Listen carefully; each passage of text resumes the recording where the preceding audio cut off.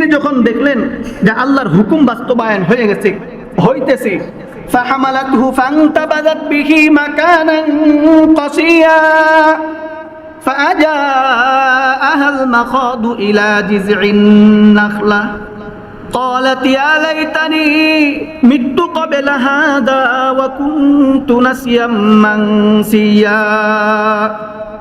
হযরত মরিয়ম আলাইহিস সালাম যখন দেখলেন তার সন্তান ভূমিষ্ঠের সময়টা কাছাকাছি হয়ে গেছে, তিনি তখন সেখান থেকে চলে গেলেন, নির্জন অবস্থায় নির্জন স্থানে চলে গেলেন। নির্জন স্থানে চলে গিয়ে তিনি এক খেজুর গাছের নিচে বসে আছে। এই সময় তার মাধ্যমে আল্লাহর হুকুম বাস্তবায়ন হইতেছিল।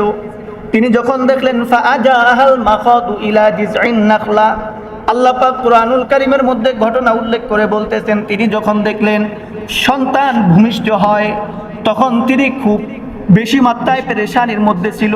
তিনি তখন আফসোস করে করে বলতেছিল, ইয়া লাইতানি মিত্তু ক্বাবলা হাযা ওয়া কুনতু নাসিয়াম মানসিয়া। হায়, কি অবস্থা হইল আমার! আল্লাহ যদি এমন একটা সময় দেখার আগে আমার মরণটা দিয়া দিত, এই দিন যদি আমার সম্মুখের কোনো দিন না আসতো, অথবা এই সময় আমার কাছে আসার আগে আমি যদি মানুষের কাছ থেকে অপরিচিত হয়ে যেতাম, তাহলে সেটা আমার জন্য কত ভালো হইতো। মরিয়ম আলাইহিস সালামের পরিস্থিতিতে নিজের মৃত্যু কামনা করতেছে, দুনিয়া থেকে নিঃশেষ হয়ে যাবার জন্য তিনি আফসোস করতেছে। এমন এক পরিস্থিতির শিকার আমার কেন হইতে হইল? মরিয়ম আলাইহিস সালাম যখন এইভাবে আফসোস করতেছিল, এই মুখ আমি কেমনে মানুষরে দেখাবো?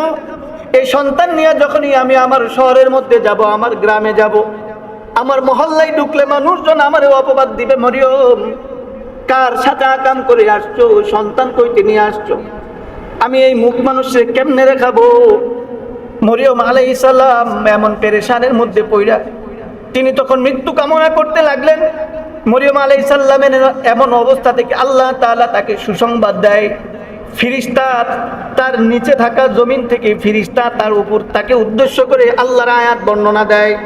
ফিরিস্তা মরিয়ম আলাইহিস সালামকে উদ্দেশ্য করে বলেন, ওয়াহুজ্জি ইলাইকি বিজিজইন নাখলাতি তুসাকিত আলাইকি রুতাবান জানিয়া। সুবহানাল্লাহ কন্না। আল্লাহ পাক ফিরিস্তার মাধ্যমে মরিয়ম আলাইহিস সালামকে জানাইতেছেন, মরিয়ম সন্তান আসবে, প্রসব হইতেছে। এই অবস্থায় তুমি পেরেশানের মধ্যে পড়ে গেছো, মানুষকে কেমনে মুখ দেখাবা? এটা নিয়ে পেরেশানির কিছু নাই। অমরিয়ম মানুষের সামনে কেমনে যাবা, এখানে কেমনে থাকবা, কি খাবা, সন্তান কেমনে লালন পালন করবা, এগুলো নিয়ে তোমার পেরেশানি হইতেছে। অমরিয়ম ওয়াহুজ্জি ইলাইকি বিজিজইন নাখলাতি তুসাকিত আলাইকি রুতাবান জানিয়া। মরিয়ম, তুমি যে খেজুর গাছের নিচে বসে আছো, এই খেজুর গাছের একটা ডাল যে তোমার দিকে এভাবে ঝুঁকে আছে, যখন তোমার ক্ষুধা লাগবে, খানার প্রয়োজন হবে, এই ঢালটা ধইরা একটা ঝাঁকুনি দিও। এক ঝাঁকুনিতে আল্লাহ তোমার জন্য অনবরত পাকা এবং তাজা খেজুরগুলো ফালাইতে থাকবেন। শুধু এ পর্যন্তই না, যখন পানির প্রয়োজন হবে তখন তোমার তলে দিয়ে আল্লাহ পাক এক নহর প্রবাহিত করে দিবেন, স্বচ্ছ পানির নহর। তখন তুমি এখান থেকে পানিও পান করতে পারবা।